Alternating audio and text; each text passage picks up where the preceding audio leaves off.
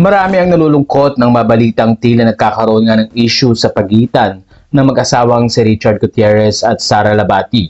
Nagsimula ito nang mapansin ng mga netizen na hindi magkakasama ang pamilya sa isang photo at may mga ilang lumabas pang issue at nadadamay ngayon ang pangalan ng artistang si Kazel Kinuchi na kung saan nga ay ilang mga video at photos ang lumabas na magkasama di umano si Richard Gutierrez at ang mga anak nito at nandun din si Kazel. Kaya naman ayon sa mga netizen, mahirap na magkaroon ng kasamang babae si Richard lalo na sa mga ganitong pagkakataon dahil mainit pa ang issue tungkol sa hiwalayan di umano ng dalawa.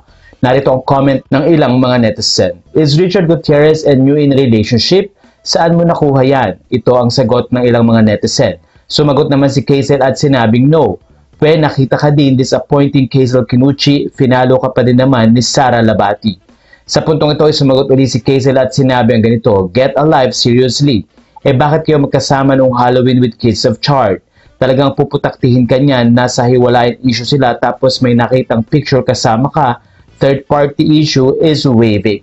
Sa pagsagot ni Kazel Kinuchi na no at sinabi niyang get a life seriously, maraming nag-iisip at bakit daw hindi umamin ito o nagsalita ng diretso lalo na sa issue na nadadamay siya. Ilang mga netizen na nagsabi na sana daw ay hinay-hinay si Kazel sa pagpo-post pero kung wala naman daw relasyon ng dalawa ay wala namang dapat itago. Marami ang apektado dahil matagal nang magkarelasyon si Richard Gutierrez at si Sara Labati na umabot na nga ng mahigit isang dekada at meron pa silang dalawang anak. Kinasalang dalawa sa kasagsagan ng COVID at nandun nga ang kanilang mga kamag-anak at mahal sa buhay. Pero sa isyong ito, marami ang nangihinayang dahil hindi nila na-expect na ganito magiging ending ng mag-asawa. Hanggang ngayon ay tahimik pa rin naman si Sara Labati at si Richard Gutierrez at pina-follow pa rin ni Sara Labati si Kazel Kinuchi. Ay hindi nga daw fair na pagbintangan na third party si Kazel sa pagitan ni Richard Gutierrez at ni Sara Labati.